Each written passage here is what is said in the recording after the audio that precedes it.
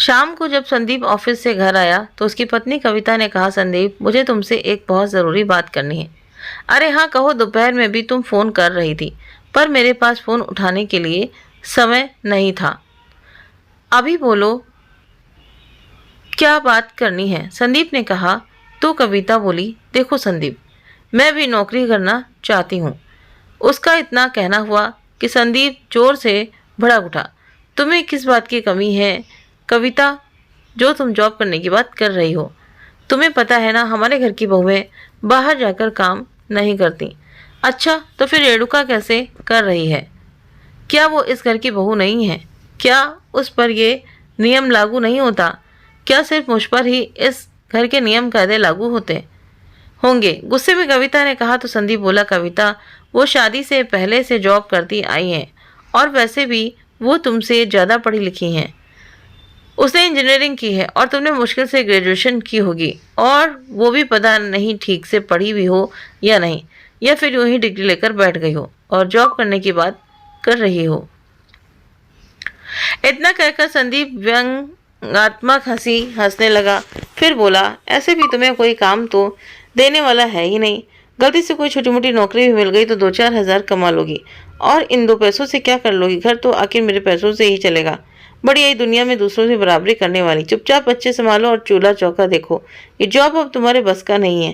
पुरुषत्व अहंकार में भरकर संदीप ने कहा। संदीप की ऐसी ही बातें कविता को चुप जाती थी, पर आज उस चुभन को कविता बर्दाश्त बिल्कुल नहीं करने वाली थी, क्योंकि बार बार उसके आत्मसम्मान पर चोट लगती थी। इसीलिए आज वो तेज आवाज में बोली, मैं तो अब नौकरी जरूर करूंगी संदीप, और पैसे भी कमा कर दिखाऊंगी।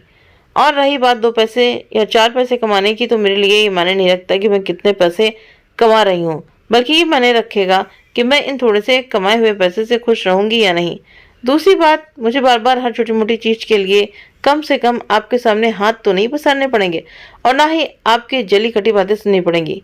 उसके बाद सुनकर संदीप भी चिल्लाते हुए बोला, देखो कविता, तुम हद से ज्यादा बोल रही हो। एक बार मैंने मना कर दिया ना, तो बस तुम्हें नौकरी नहीं करोगी तो मतलब नहीं करोगी। और हाँ, माँ बाबूजी भी तुम्हें इसकी इजाजत नहीं देंगे, इसीलिए ख्वाब देखना बंद कर दो और जितना मिल रहा है उसमें खुश रहो। क्यों ख्वाब नहीं देखेगी और क्यों नहीं करेगी कविता नौकरी? और ये तुझे किसने कह दिया कि इस घर की बहुएं नौकरी नहीं करती? जब छोटी बहू रेणुका जॉब कर सकती है तो कविता क्यों नहीं? मेरे लिए दोनों बहुएं बराबर हैं। इसीलिए अब से कविता की नौकरी करेगी। कविता की सास रुक्मणी जी ने अंदर आते हुए कहा, और वो कविता के सिर पर हाथ रखकर बोली, मेरा आशीर्वाद और साथ तुम्हारे हमेशा तुम्हारे साथ रहेगा बहू। तभी सास के बदले रंग को देखकर कविता को बहुत आश्चर्य हुआ कि जो सास आज तक कभी उसका साथ नहीं दे पाई, वो आज कैसे उसके साथ खड़ी हो गई। उसे आज भी वो दिन याद है जब उसने शादी के कुछ महीने बाद नौकरी करने की बात कही थी, तो कैसे रुक्मणी जी ने अपनी सास वाले तेवर में साफ साफ इनकार कर दिया था, और आज बिना कुछ कहे मान गई।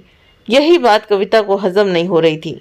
इसीलिए रात को जब रुक्मणी जी अपने कमरे में लेटी हुई थी, तभी कविता उनके पास जाकर उनके पैर दबाने लगी, और फिर पैर दबाते दबाते अपने दिल की बात को भी अपनी सास के सामने रख दिया। माँ जी एक बात कहूँ? कहो ना बहू, क्या बात है? माँ जी, जब मैं शादी करके आई थी तो आपने नौकरी करने के लिए साफ साफ मना कर दिया था, फिर आज इतने सालों बाद आपने हाँ कैसे कर दी? बहू की बात सुनकर रुक्मणी जी उठकर बैठ गई और उसके सिर पर हाथ रखते हुए बोली, बड़ी बहू, उस समय मेरे अंदर भी सास वाला रोल आ गया था, पर अब जब मैं तुम्हें दुखी होते हुए देखती हूँ तो मुझे अपने दिन याद आ जाते हैं। मुझे भी रो तेरा दर्द दिखता है। जब तुम संदीप से अपनी छोटी छोटी जरूरत के लिए पैसे मांगती हो और उसका यूं खींचते हुए पैसे देना मुझे कहीं ना कहीं चुभ सा जाता है। फिर तुम जब अपनी देवरानी रेणुका को उसके कमाए पैसे खुद पर खर्च करते देखती हो तो तुम्हारी आंखों में अपनी इच्छाओं को दबाते भी देखा है। उसी तरह जब घर के सब लोग तेरी तुलना रेणुका के साथ करते हैं तो भी मेरा मन अंदर से दुखी हो जाता है। तू दिन भर सबके लिए एक टांग पर खड़ी रहती है, घर का काम, अपने बच्चों का, रेणुका के छोटे विवान का, यहाँ तक कि रेणुका के हिस्से का काम भी खुद के जिम्मे ले लेती है। तब मन कचोटता है और मुझे तेरे लिए बहुत दुख होता है। कविता, मैं नहीं चाहती कि तुम अपनी सारी जिंदगी दूसरों के लिए जीती रहे। तू सबके बारे में सोचती है पर तेरे बारे में कोई कुछ नहीं सोचता, और तूने भी शायद यही सब सोचकर शादी के इतने साल बाद नौकरी करने का फैसला किया होगा। तुझे पता है बहू, मेरे साथ भी कुछ ऐसा ही हुआ था। जब तक मैं अकेली थी तब तक सब ठीक ठाक था। तब मुझे बहुत प्यार करते थे, पर जैसे जैसे मेरी देवरानियां ब्याह कराने लगी, वैसे वैसे मेरी तुलना उन सब से होने लगी। कभी पैसे से, तो कभी कपड़े लत्ते में, तो कभी समझदारी में, तो कभी रंग रूप में, और हर बार मुझे एक कम आंका जाने लगा जो मुझे बहुत तकलीफ देता था। यहाँ तक कि तेरे ससुर जी भी बिल्कुल संदीप के जैसे ही बात करते थे, हमेशा मुझे दूसरों की तुलना में कम आंकते थे। उस समय मेरा मन बहुत दुखता था, पर मैं कुछ नहीं कर सकी। आखिर बड़ी बहू जो भी थी उस घर की, तो मन मारकर जीने की आदत से हो गई थी, पर तेरे साथ मैं ऐसा नहीं होने दूंगी बहू, ये वादा रहा मेरा। कहते कहते रुक्मणी जी की आंखें सजल हो गई, फिर लंबी सांस लेते हुए बोली, इसलिए मैं नहीं चाहती कि बहू जो मैंने सहा है वो तू भी सहे। सबको अपनी जिंदगी जीने का पूरा हक है, और अब तेरे बच्चे बड़े हो गए हैं, इसीलिए तुम अपने मन मुताबिक नौकरी ढूंढ ले और सबको दिखा दे कि तू भी किसी से कम नहीं है। भले ही तुम 2 पैसे ही कमाओगी, पर शांति से तो जी पाओगी, यूं दुत्कार तो नहीं सहना पड़ेगा तुझे। रुक्मणी जी के दिल की बात सुनकर आज कविता की आंखों से भी झरझर आंसू बहने लगे थे। वो अपनी सास का हाथ अपने हाथों में थमते हुए बोली, मैं कितनी गलत थी माँ जी, मैंने कैसे सोच लिया कि आप भी पूरे परिवार की तरह मुझे बेवकूफ़ समझती हैं, अनपढ़ समझती हैं, पर आप तो मेरी सबसे अच्छी मार्गदर्शिका हैं। हमदर्दी निकली, कितना सोचती हैं आप मेरे बारे में माँ जी, शायद मेरी सगी माँ भी इतना नहीं सोच पाती। धन्यवाद माँ जी मुझे समझने के लिए और मेरा साथ देने के लिए। ऐसा कहकर कविता रुक्मणी जी के गले से लग गई, लेकिन तभी उसे अचानक अपने ससुर जी का ख्याल आया, तो वो तुरंत उसकी खुशी वाला चेहरा उतर गया और मायूस होते हुए बोली, पर माँ जी क्या बाबूजी तैयार होंगे इसके लिए? ज़रूर होंगे, क्यों नहीं होंगे, और नहीं भी होंगे तो मैं मनाऊंगी उन्हें। अपने लिए ना सही पर तेरे लिए तो ज़रूर लड़ने को तैयार हूँ, इसीलिए तो चिंता मत कर और कल से ही नौकरी ढूंढना शुरू कर दे। रुक्मणी जी ने प्यार से उसके गाल सहलाते हुए कहा। तो कविता बोली, माँ मुझे नौकरी मिल गई है, मैंने पहले ही नौकरी के लिए इश्तेहार दे रखी थी और इसीलिए कल ही मुझे एक प्राइवेट स्कूल में हिंदी की शिक्षिका के लिए जॉब ऑफर मिला है और सैलरी भी 10,000 रुपये है, और माँ जी वो कल से ही ज्वाइन करनी है। वाह बहू, ये तो बहुत अच्छी बात है, इससे बेहतर तो कोई नौकरी हो ही नहीं सकती। आत्मसम्मान भी, पैसे भी। रेणुका इज्जत से जुग जुग जियो बहू। अब से रेणुका भी घर के आधे काम करेगी और अब उसके पास नौकरी जैसे शब्द का बहाना भी नहीं रहेगा और ना ही उसे किसी का सपोर्ट मिलेगा। इसीलिए अब तू जा बहू, आराम कर, तुझे कल से काम पर भी तो जाना है। जी माँ जी कहकर कविता अपने कमरे में चले गई। दरअसल कविता की देवरानी रेणुका की शादी को 2 साल हुए हैं और जब से वो इस घर की बहू बनकर आई थी तब से घर के सभी लोग उसे बहुत तवज्जो देने लगे थे। घर के हर छोटे छोटे विचार में उसकी भी सहमति ली जाती थी, यहाँ तक कि ससुर जी भी उसी की सहमति लेते थे। कविता का पति संदीप भी अक्सर कविता के पास आकर रेणुका की शैक्षणिक योग्यता देखकर उसकी तारीफों के पुल बांधता रहता था और वो भी कि 24 घंटे बस अपने घर के काम में ही व्यस्त रहती। इसीलिए सुबह से रात तक सारे घर के काम कविता के जिसे आ जाते। खैर रात यूं ही बेसब्री में निकल गई और सुबह हो गई। कविता ने सुबह उठकर सबके लिए नाश्ता तैयार किया और सबका टिफिन पैक कर दिया। फिर वो दोनों बच्चों को उठाकर तैयार किया और खुद भी तैयार होने लगी, जिसे देखकर उसका पति संदीप मनी मन बुदवाते हुए बोला, हेलो जितनी मर्जी उतना तैयार हो जाओ, हो लो, पर जब बाबूजी रास्ते में रोने अटकाएंगे ना तब आएगा समझ में कि कौन कितने पानी में और कौन किस लायक है। ऐसा सोचते हुए संदीप अपना बैग लेकर बाहर निकल गए तो कविता भी तैयार होकर उसी के पीछे पीछे बच्चों को लेकर बाहर आ गए। लेकिन तभी कविता के ससुर राम प्रसाद जी भी वहां आ गए और कविता को देखकर बोले, सुबह सुबह तुम कहाँ जा रही हो बहू? बच्चों के स्कूल में कुछ काम है क्या? ससुर के प्रश्न के आगे पल भर के लिए कविता मुंह गुनकर रह गई, लेकिन जैसे ही कुछ कहने को मुंह खोला तब इसके साथ रुक्मणी जी वहां आ गई और बोली, बच्चों के स्कूल में कुछ भी नहीं है जी, बस वो बड़ी बहू को स्कूल में हिंदी शिक्षा की नौकरी मिल गई है तो आज से ज्वाइन कर रही है, इसीलिए काम पर जा रही है। इतना सुनते हैं राम प्रसाद जी भड़क उठे, तुम दोनों सास बहू का दिमाग खराब हो गया है क्या?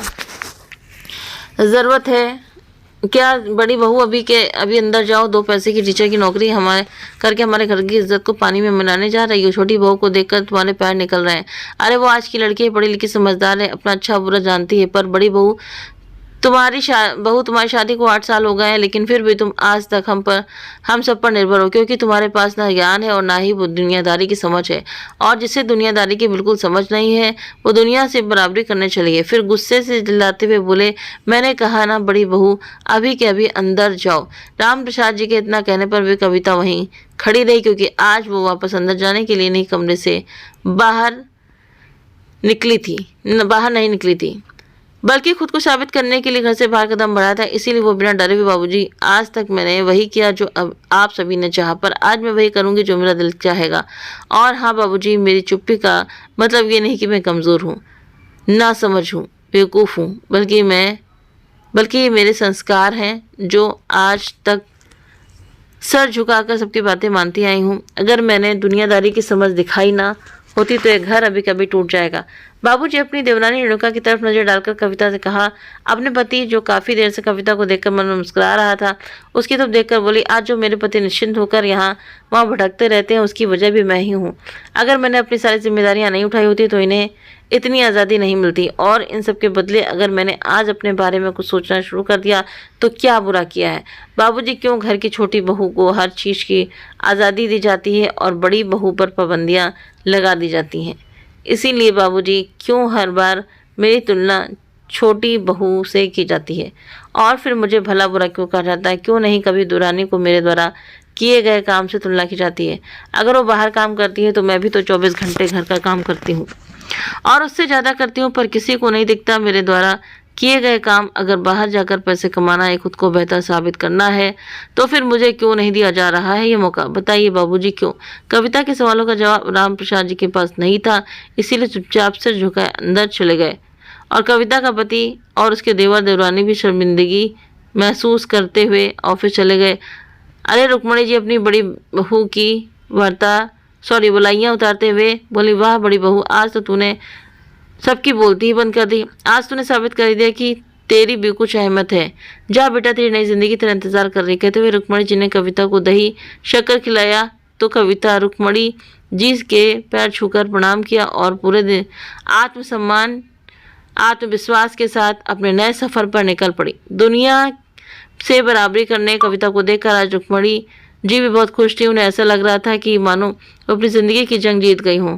वो काम नहीं कर पाई, आज तो बड़ी बहू ने करके दिखा दिया, और इसका असर राम प्रसाद जी पर भी साफ साफ दिख रहा था। वो आज रुक्मणी जी से भी नज़र नहीं मिलाने से कतरा रहे थे। कहीं ना कहीं कविता के शब्द उन्हें ये सोचने पर मजबूर कर रहे थे कि उन्होंने रुक्मणी जी के साथ भी बहुत गलत बर्ताव किया है। इसीलिए वो रुक्मणी जी के पास आकर बोले, रुक्मणी, मैं कितना गलत था आज मुझे उसका एहसास हो रहा है। जिस प्रकार मैंने तुम्हें हमेशा अपनी गिरफ्त में रखा, ठीक उसी प्रकार बड़ी बहू को भी इस गिरफ्त में रही है। मुझे कभी दिखाई नहीं दिया कि घर की बड़ी बहू के भी कुछ अरमान होते हैं, उसकी भी अपनी ज़िंदगी होती है, उसे भी सबके सपोर्ट की आवश्यकता होती है, उसे भी बराबरी का दर्जा मिलना चाहिए जो अन्य सभी बहुओं को मिलता है। पर मैंने आज तक क्या किया? बड़ी बहू के हिस्से सारी जिम्मेदारी दे दी और छोटी बहू का हद से ज़्यादा सिर पर बिठा लिया। उसके हर सलाह मशवरे को तवज्जो दिया और बड़ी बहू से कभी पूछना भी ज़रूरी नहीं समझा। इसी तरह आपके साथ भी यही करता आया। मैं आपके आत्मसम्मान को गिराता रहा और सबके सामने आपको छोटा बनाकर आपके आत्मविश्वास को तोड़ता रहा, और आप खुद के मन को मारकर और खुद को तोड़कर समझौता करती गई। आज तक मैंने जो आपके साथ किया उसके लिए मुझे माफ़ कर दीजिए रुक्मणी। मैं तो शुक्रगुजार हूँ कि बड़ी बहू का, जिसने मेरी आंखें खोल दी। आंखों में आंसू ले राम प्रसाद जी बोलते जा रहे थे। शादी के 50 साल बाद आज पहली बार राम प्रसाद जी को अपनी गलती का एहसास होते देखकर रुक्मणी जी ने कहा, 50 सालों का जख्म भी है जी, इतनी जल्दी कहाँ बढ़ने वाला है। खैर देर से ही सही, पर इस बात का एहसास तो हुआ आपको कि वही भगवान का शुक्र है कि बड़ी बहू ने आपकी आंखों पर जो चश्मा चढ़ा था उसे उतार फेंका, वरना तो आप जैसे इंसान हम औरतों का दर्द कहाँ दिखता है। ऐसे कहकर रुक्मणी जी अपने काम में व्यस्त हो गई। शाम हुई तो अब सबके घर आने का सिलसिला शुरू हो गया। सबसे पहले कविता खुशी खुशी घर लौटी और आते ही सासू माँ से लिपट गई और बोली, थैंक यू माँ जी, आज आपके मार्गदर्शन के कारण ही मैं अपने सपनों में पंख लगा पाई हूँ। आज मैं बहुत खुश हूँ माँ जी। अभी सास बहू की तो बातचीत चल ही रही थी कि तभी घर की छोटी बहू रेणुका ने भी घर में प्रवेश किया और आते ही बोली, भाभी जरा चाय और पानी मेरे कमरे में ले आइए।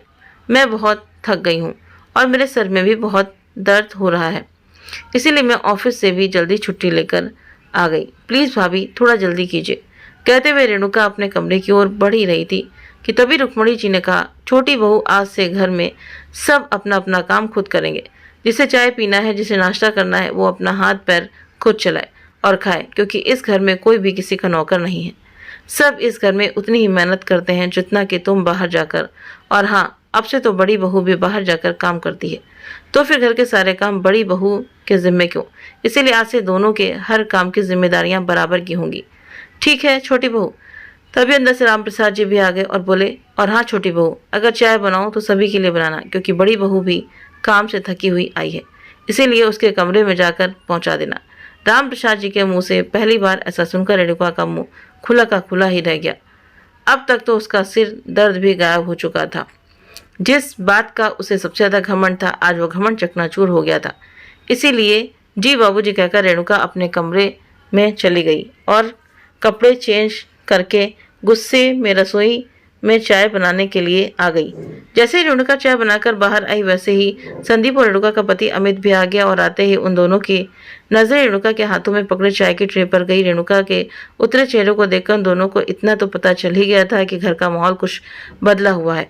जहाँ रेणुका की जगह कविता होती थी, आज वहाँ रेणुका चाय लिए खड़ी थी। खैर संदीप और अमित अपने अपने कमरे में चले गए। संदीप जैसे ही कमरे में गया तो उसकी नज़र कविता पर पड़ी।